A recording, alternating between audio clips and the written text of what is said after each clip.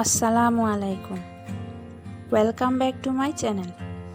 আজ আমি আপনাদেরকে রেডিমেড হালিম মিক্স দিয়ে হালিম রান্না করে দেখাবো। আমি আজকে হালিমটা বিফ দিয়ে রান্না করব। আপনারা চাইলে মাটন কিংবা চিকেন দিয়েও রান্না করতে পারেন। চলুন তাহলে মূল রেসিপিতে চলে যাই।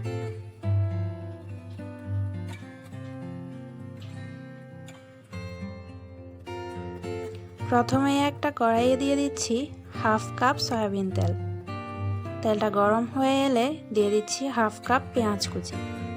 পেঁয়াজটাকে নেড়ে চেড়ে ভেজে বেরেস্তা করে নেব।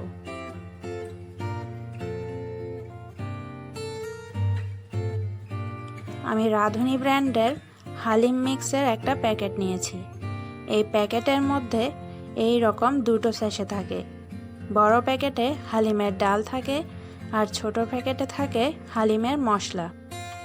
বড় প্যাকেটের ডালগুলোকে হালিম রান্না করার আগে 3 কাপ ফুটন্ত গরম পানি দিয়ে আধা ঘন্টা ভিজিয়ে রাখতে হবে।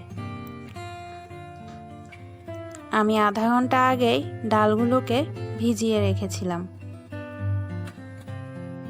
ডাল ভেজানোর ক্ষেত্রে খেয়াল রাখতে হবে পানিটা যেন অবশ্যই ফুটন্ত গরম পানি হয়।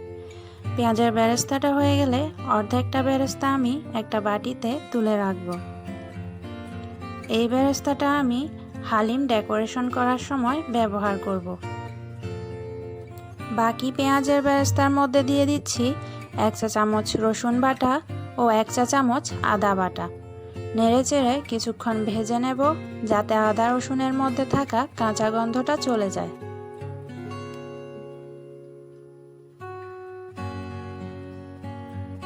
আদা রসুনের কাঁচা গন্ধটা চলে গেলে দিয়ে দিচ্ছি গরুর মাংস 400 গ্রাম। নেড়েচেড়ে মিশিয়ে নেব। এখন দিয়ে দেব হালিমের মশলা। হালিমের মশলার প্যাকেট থেকে 1 চা চামচের মতো মশলা আমি একটা বাটিতে রেখে দেব। এই মশলাটা আমি পরে ব্যবহার করব। মশলাটা পরে দিলে হালিমের মধ্যে খুব সুন্দর একটা ফ্লেভার আসে। প্যাকেটের বাকি মশলাগুলো মাংসের মধ্যে দিয়ে দেব। নেড়েচেড়ে মাংসের সাথে ভালোভাবে মিশিয়ে নিয়ে দিয়ে দিচ্ছি 1 চা চামচ মরিচের গুঁড়া ও স্বাদ মতো লবণ।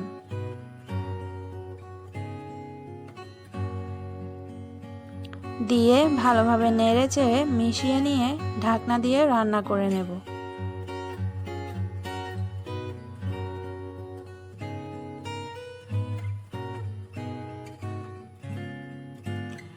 মাংসটাকে বারবার নেড়ে চেড়ে দিতে হবে যাতে তলায় লেগে না যায়। এখন মাংসটাকে ভালোভাবে সিদ্ধ হওয়ার জন্য কিছুক্ষণ পর অ্যাড করে দেব হাফ কাপ পানি। দিয়ে নেড়ে চেড়ে ঢাকনা দিয়ে রান্না করে নেব যতক্ষণ পর্যন্ত মাংসের পানিটা শুকিয়ে না আসে। মাংসের পানিটা যখন শুকিয়ে যাবে তখন দিয়ে দেব ভিজিয়ে রাখা ডালের মিশ্রণ। দিয়ে আবারও সব কিছু ভালোভাবে নেড়ে চেড়ে মিশিয়ে নেব। এখন ভালোভাবে কষিয়ে নিতে হবে এবং অনবরত নেড়ে দিতে হবে যাতে তলায় পোড়া লেগে না যায়। তলায় যদি পোড়া লেগে যায় তাহলে কিন্তু হালিমের টেস্টটা নষ্ট হয়ে যাবে। কষানো হয়ে গেলে দিয়ে দিচ্ছি মেজারমেন্ট কাপের 4 কাপ পরিমাণ গরম পানি। একটু নেড়ে চেড়ে দিয়ে ঢাকনা দিয়ে রান্না করে নেব।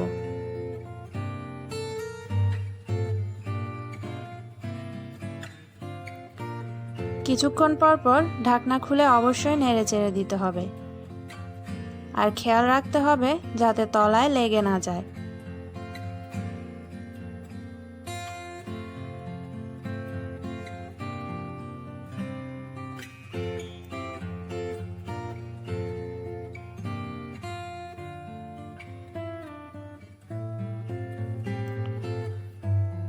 যখন হালিমটা এরকম ঘন হয়ে আসবে আর ডালগুলো ফুটে যাবে তখন আগে থেকে যে 1 চা চামচ মশলা আমি তুলে রেখেছিলাম সেটা দিয়ে দেব।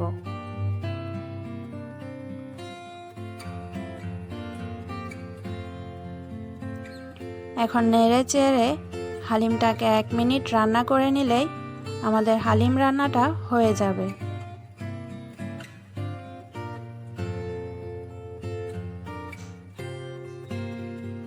তৈরি হয়ে গেল মজাদার হালিম। হালিমটাকে আমি শসা, কাঁচামরিচ কুচি, পেঁয়াজ বেরেস্তা ও স্লাইস করা লেবু দিয়ে পরিবেশন করেছি। বাসায় একবার হলেও এই রেসিপিটা তৈরি করে দেখবেন। আজকের রেসিপি আপনাদের কেমন লেগেছে তা আমাকে কমেন্ট করে জানাবেন। ভালো লাগলে লাইক দেবেন আর আমার চ্যানেলটা সাবস্ক্রাইব করবেন। আল্লাহ হাফেজ।